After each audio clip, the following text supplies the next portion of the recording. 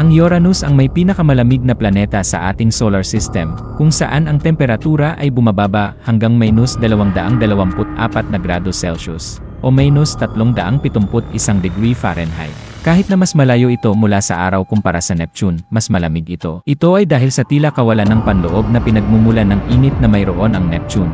Kaya't ang Uranus ay isang planeta kung saan ang lamig ay partikular na matindi. Isa sa mga pinakakamangha-manghang aspeto ng Uranus ay ang kanyang matinding pagkakiling ng axis. Ang planeta ay nakatilt ng halos 78 degree, ibig sabihin, para itong gumulong sa paligid ng araw sa kanyang tagiliran. Ang pagkiling na ito ay nagreresulta sa matinding pagbabago ng panahon, kung saan ang bawat polo ay nakakakita ng 42 taon ng tuloy-tuloy na sikat ng araw, kasunod ang 42 taon ng kadiliman. Pinaniniwalaan na ang pagkiling na ito ay dulot ng isang malakas na pagbangga mula sa isang bagay na kasing laki ng Earth noong nakaraan. Ang Uranus ay isang ice giant, at marami pang aspeto ng kanyang komposisyon ang nananatiling misteryo. Ito ay may makapal na atmosfera na pangunahing binubuo ng hydrogen at helium. Ngunit mayroon din itong malalaking halaga ng mga yelo, tulad ng tubig, methane, at ammonia, na bumubuo sa malamig na mantle ng planeta. Ang mga sangkap na ito ay matatagpuan sa nagyelong o likidong estado dahil sa matinding presyon at mababang temperatura. Bagamat hindi kasing sikat ng Great Dark Spot ng Neptune, ang Uranus ay may mga madilim na sistema ng bagyo sa kanyang atmosfera. Gayunpaman, ang mga bagyong ito ay hindi gaanong nauunawaan dahil hindi sila kasing tibay o kasing tukoy ng mga bagyo ng Neptune. Ang atmosfera ng Uranus ay kilala sa pagkakaroon ng mga matataas na bilis ng hangin na umaabot sa 900 kilometro bawat oras o 560 milya bawat oras, na maaaring dumaan sa kanyang mga ulap at mag-ambag sa pagbuo ng mga bagyo. Ang sistema ng mga rings ng Uranus ay medyo mahina at hindi natuklasan hanggang taong 1977. Ang planeta ay may 13 kilalang singsing, at ang mga madilim at nagyelong partikulo nito ay ilan sa mga pinakamatandang at pinakapahiwatig na mga bagay sa ating solar system. Ang mga singsing ay pinaniniwala ang mga labi ng mga buwan o mga debris na nahulog sa ilalim ng grabidad ng planeta. Hindi tulad ng maliwanag at malalawak na singsing ng Saturn, ang mga singsing ng Uranus ay madilim at makitid.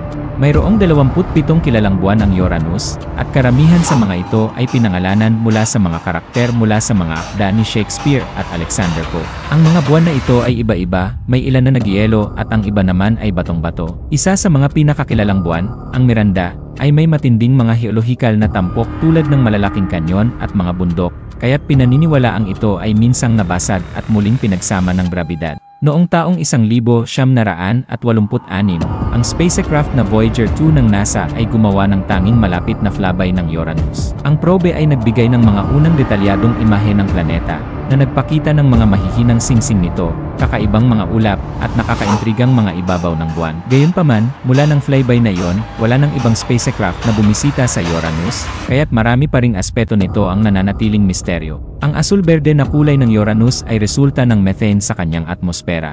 Ang methane ay sumisipsip ng pulang liwanag, at nire-reflect ang asul at berdeng liwanag, kaya't nagkakaroon ng natatanging kulay ang planeta. Ang presensya ng methane ay may papel din sa malamig na kapaligiran nito na nag-aambag sa pagiging isang ice giant. Hindi tulad ng Mars o buwan, kung saan maaari nating isiping maglalanding pisikal sa ibabaw, ang Uranus ay walang uri ng lupa na pwedeng pagtapakan. Kung susubukan mong bumaba hanggang sa pinakailalim, ikaw ay dadaan sa makapal na mga ulap at mga gas na mga layer. Walang malinaw na hangganan kung saan nagtatapos ang atmosfera at nagsisimula ang solidong bagay, kaya't walang ibabaw na pagtapakan, at walang paraan upang ligtas na maglanding o mahawakan ang core ng planeta. Ang mga itaas na layer ng atmosfera ng Uranus ay nakakaranas ng hangin na umaabot sa 900 kilometro bawat oras, o 560 milya bawat oras. Ang mga matinding hangin na ito ay maaaring magpadali sa eksplorasyon, o kahit na sa malayo na paglapit sa planeta na maging lubhang mahirap. Kapag naging mas malapit ka sa planeta, ikaw ay magiging biktima ng mga marahas na sistema ng bagyo at magulong panahon. Habang pababa ka sa Uranus, ang presyon ay mag-increasing ng malaki. Ang itaas na atmosfera ng planeta ay may mababang presyon, ngunit habang bumababa ka, ang presyon ay tataas ng malaki, na posibleng umabot sa mga antas na mas mataas kaysa sa ating nararanasan sa Earth. Ito ay magpapatumba sa karamihan ng mga makina at spacecraft na ginawa ng tao bago nila maabot ang anumang lalim na maaaring ituring na landing. Ang Uranus ay isang gas at ice giant, ibig sabihin, ito ay pangunahing binubuo ng hydrogen, helium, methane, at iba't ibang yelo tulad ng tubig at ammonia. Habang bumababa ka sa kanyang atmosfera, ang mga gas ay nagiging masiksik, ngunit walang solidong ibabaw na pwedeng pagtapakan. Sa halip, ikaw ay magpapatuloy na bumaba papasok sa atmosfera ng planeta, nakakaranas ng patuloy na pagtaas ng presyon at temperatura.